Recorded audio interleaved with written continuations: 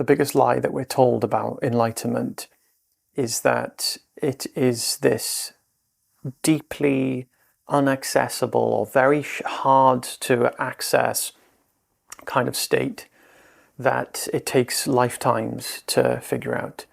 The biggest thing that I can share to anyone who is on this path is that the idea of enlightenment is literally ego bait, so that people in ignorance have an actual reason to go towards the truth. It's like a wisdom trick.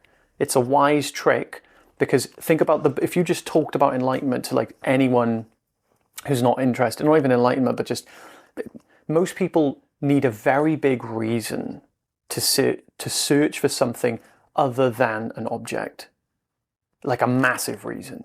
Think about how many times you in your life didn't want to seek enlightenment. You didn't care about happiness. You just wanted to find things in experience. That's probably still even happening now, even though you are on that path. You're still looking subtly for tiny objects or subtle things or subtle experiences or subtle relationships to fulfill yourself with. It doesn't end just instantly. So imagine someone who has never been acclimatized to any other thing other than just happiness comes from objects and having a home and having enough money and having this and this and this. This is all objective-based, limited, conditional happiness that unless we have a massive reason to be convinced otherwise, no one is going to stop looking in that direction. So the whole enlightenment paradigm is like a wise trick to get to create like a massive, like, oh, this grand, exotic, sacred thing that you must look really, really hard to find. If you don't look hard enough, you might not get it in this lifetime. You'll have to be reborn again and born into another body, and maybe then in the next life you'll find it, maybe in the life after that. If you hear my words right now and you're actually listening, you will see the fallacy of this understanding. It does not make any sense. It's there literally just to bait the separate self into going, oh, this might be a nice shiny object. This is the greatest shiny object. It takes you in the direction of the greatest shiny object. That is literally what this whole idea of enlightenment is doing. It's not there to be an accurate representation of what it actually is. It's there to literally be a Bollywood version. You've all seen a Bollywood movie, right? If you watch any movie and then watch the Bollywood version of it, the Bollywood version of it is just the most dramatic, over-the-top, ridiculous thing that you'll ever see. It's the Bollywood version of happiness. And if you just tell people, like I've even said to so many people, not trying to, impose this understanding, but they may ask what I do and to tell them more about it. And, I'll share a little bit about it. I'll say, well, people think happiness comes from the world, but it doesn't. People don't realize what they're actually searching for is happiness itself. They don't really understand that, the objects they're looking for are just, a means to find the happiness that is in them that they think is in the world. They go, oh, cool. And then they carry on with their day. They don't think twice about it. So if you put it in a normal way, usually it just goes in one ear and out the other. It just doesn't work. So imagine if I said to someone, oh, there's this sacred state that's da-da-da-da-da and blah, blah, blah, blah, blah. And yes, maybe out of 10 people wouldn't be interested. Maybe 1 out of that 10 would be more interested than saying it the other way. Well, this is the old way of doing it anyway. And it just basically baits in the separate self. Oh, this is interesting. Oh, this is wow. And this is what we've been doing for thousands of years. It just so happens nowadays, it's less needed. Like people are opening up to the truth naturally, like without some type of guru to come to their country or to be the guru of the village that everybody knows. Like we have a pope or a priest or the father or whoever. We don't need that anymore. Plus, because of the internet, everything's just readily available. I mean, it's so easy to go down a rabbit hole, right? So this is not an age where we have to look as hard for something to find it, which means that this whole enlightenment paradigm, it now has to crumble. For something to be normal, it can't be seen as something not normal. Obviously, if we want unconditional happiness, which is what true enlightenment is, to be well, let's not even go into definitions right now. There's too many variations of what we could consider. But we could just argue, if we just forget about enlightenment, what we're really looking for is to be happy irrespective of our circumstances. If we pretended enlightenment doesn't exist, what would we claim that would be worthy of finding? It would be to be happy irrespective of our circumstances. To know that nothing in the world has power over me within. You see? That would be what we're looking for. So then we can fully invest and throw ourselves into life and enjoy it without the repercussions of the suffering that's usually entailed with that. So that would be what we're looking for. So if we want to take enlightenment, put it on the pedestal, but then say enlightenment should be for everyone, how do we reconcile that?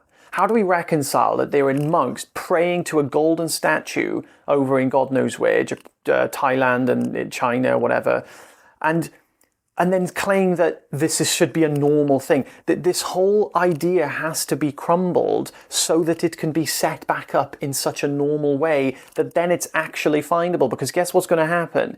The minute we put something on a pedestal, it becomes the abnormal. We cannot live in the abnormal. The thing that we think is this grand exotic thing will one day have to be the normal day-to-day baseline experience. And so you can't ever find a goal. The goal has to be the current experience. Otherwise, it isn't a goal. So the goal must no longer be a goal. So once we take this off the pedestal, we realize, okay, so what really is it? Why is it set up in this way? We're set up in this way just to bait you in. And then we take the journey of just removing this idea of enlightenment and understanding that the real path is just to be fully invested in our direct experience without trying to find something outside of ourselves. The idea of enlightenment is a state that we must attain. This is not a state that we must attain. It's actually to get really, really comfortable and okay with the state that we're already in.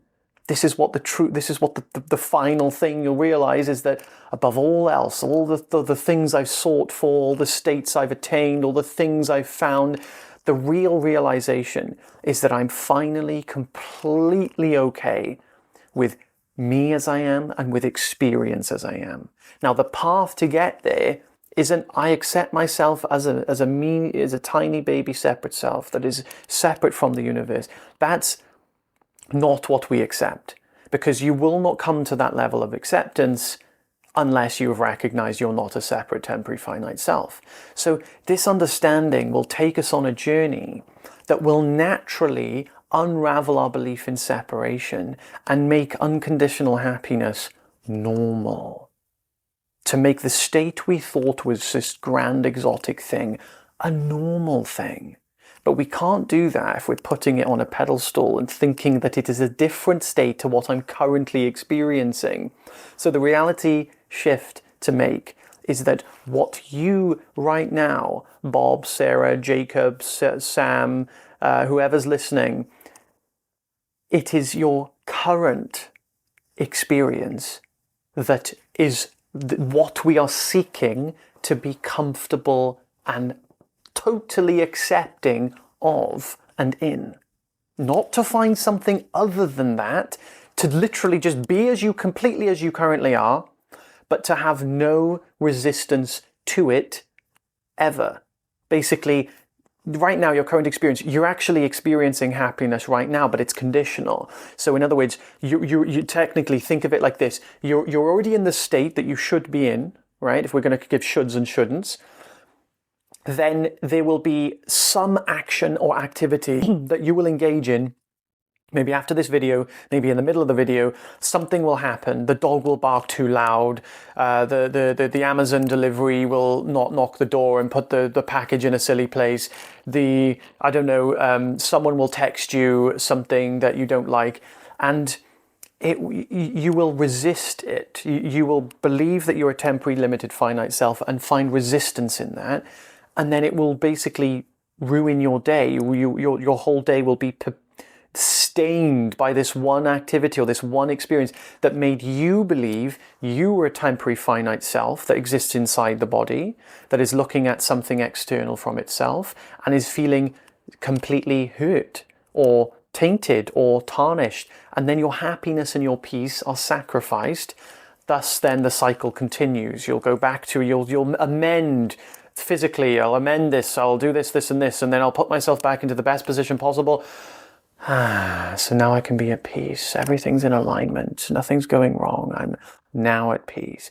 That state is the legitimate state. It's not really a state, it's your background state. It's just built on conditions. So the minute the conditions are met or or unmet, the suffering takes place.